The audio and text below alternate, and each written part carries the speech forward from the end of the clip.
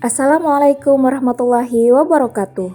Perkenalkan terlebih dahulu, kami peserta Latsar CPNS PPSDM Regional Bandung tahun 2021 dari kelompok 2 Angkatan 32 yang beranggotakan Cynthia Novanda Eskom, Dr. Nur Wahidah, Alfisen SPI, dan Arif Rahman Wahid SPD.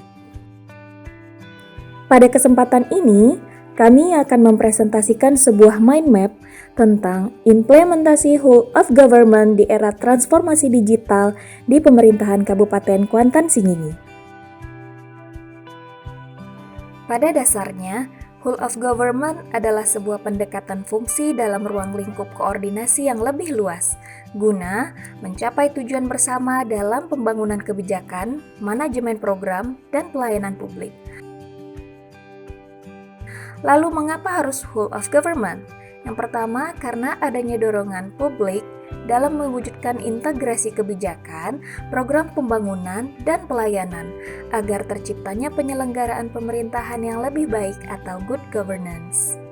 Dan yang kedua, adanya fenomena ketimpangan kapasitas sektoral sebagai akibat dari adanya nuansa kompetisi antar sektor dalam pembangunan.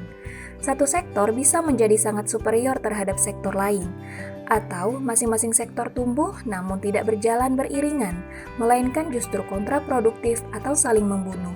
Dan tentunya ini sangat merugikan terhadap kesatuan pembangunan dan negara. Yang ketiga, khususnya dalam konteks Indonesia, keberagaman latar belakang nilai, budaya, adat istiadat, serta bentuk latar belakang lainnya mendorong adanya potensi disintegrasi bangsa.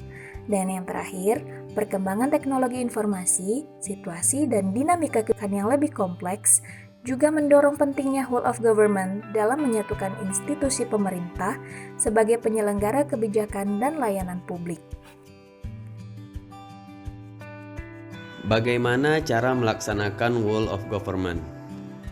Perlu respon dari pemerintah yang terintegritas dalam menghilangkan sekat sektoral, sehingga terbentuklah kerjasama antar instansi pemerintah dalam bentuk kolaborasi, koordinasi, dan sinergitas. Apa saja praktek whole of government itu? Yang pertama, ada penguatan koordinasi antar lembaga. Yang kedua, membentuk lembaga koordinasi khusus. Yang ketiga, membentuk gugus tugas. Yang keempat, koalisi sosial. Whole of government itu jenisnya apa saja? Yang pertama, pelayanan yang bersifat administratif, yaitu pelayanan publik yang menghasilkan berbagai produk dokumen resmi yang dibutuhkan warga masyarakat. Kedua, pelayanan jasa, yaitu pelayanan yang menghasilkan berbagai bentuk jasa yang dibutuhkan warga masyarakat seperti pendidikan, kesehatan, ketenagakerjaan, perhubungan, dan lainnya. Ketiga, pelayanan barang, pelayanan yang menghasilkan jenis barang yang dibutuhkan warga masyarakat seperti jalan, perumahan, jaringan telepon, listrik, air bersih, dan seterusnya. Dan yang keempat, pelayanan regulatif, yaitu pelayanan melalui penegakan hukum dan peraturan perundang-undangan maupun kebijakan publik yang mengatur sendi-sendi kehidupan masyarakat. Beberapa implementasi whole of government di pemerintahan Kabupaten Kuantan Singingi yaitu: yang pertama, web portal Kuansing merupakan sebagai website yang menjadi pintu gerbang atau starting point bagi publik untuk mengetahui dan mendapatkan informasi-informasi yang ada di Kabupaten Kuantan Singingi. Yang kedua yaitu web Kota Jalur, berfungsi sebagai media informasi dan promosi di bidang pariwisata Kabupaten Kuantan Singingi. Yang ketiga, aplikasi portal Kabupaten Kuantan Singingi berbasis Android. Aplikasi ini berisikan informasi Kabupaten Kuantan Singingi, berita terbaru, informasi bidang pariwisata, informasi publik, dan radio streaming yaitu LPPL Kuansing FM. Yang keempat, e-pendapatan. E-pendapatan merupakan aplikasi berbasis web yang berfungsi memfasilitasi wajib pajak untuk membayar kewajibannya tanpa perlu datang ke kantor Badan Pendapatan Daerah Kabupaten Kuantan Singingi. Yang kelima, JDIH Kabupaten Kuantan Singingi. Sistem ini berupa perpustakaan online atau katalog hukum online pemerintah Kabupaten Kuantan Singingi guna mendukung pencarian produk hukum secara mudah, cepat, dan akurat. Yang keenam, PPID Kabupaten Kuantan Singingi merupakan layanan permohonan informasi publik untuk mendukung keterbukaan informasi publik.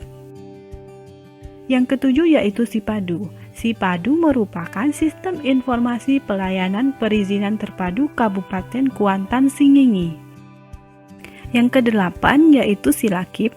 SILAKIP merupakan sistem akuntabilitas kinerja instansi pemerintah Kabupaten Kuantan Singingi.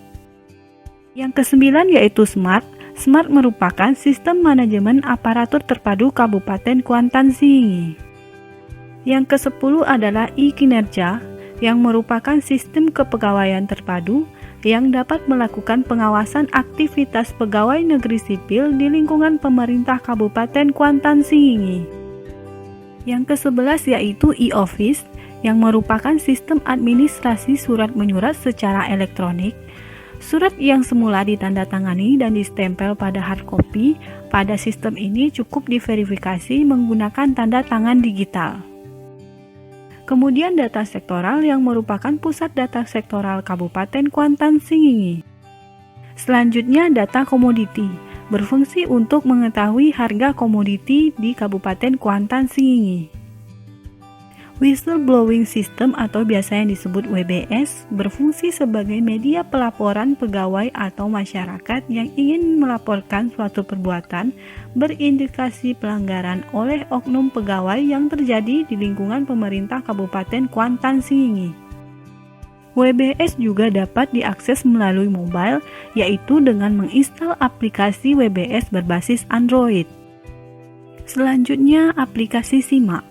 SIMA merupakan sistem informasi manajemen aset Kuantan Singingi yang digunakan untuk manajemen barang milik daerah Kabupaten Kuantan Singingi.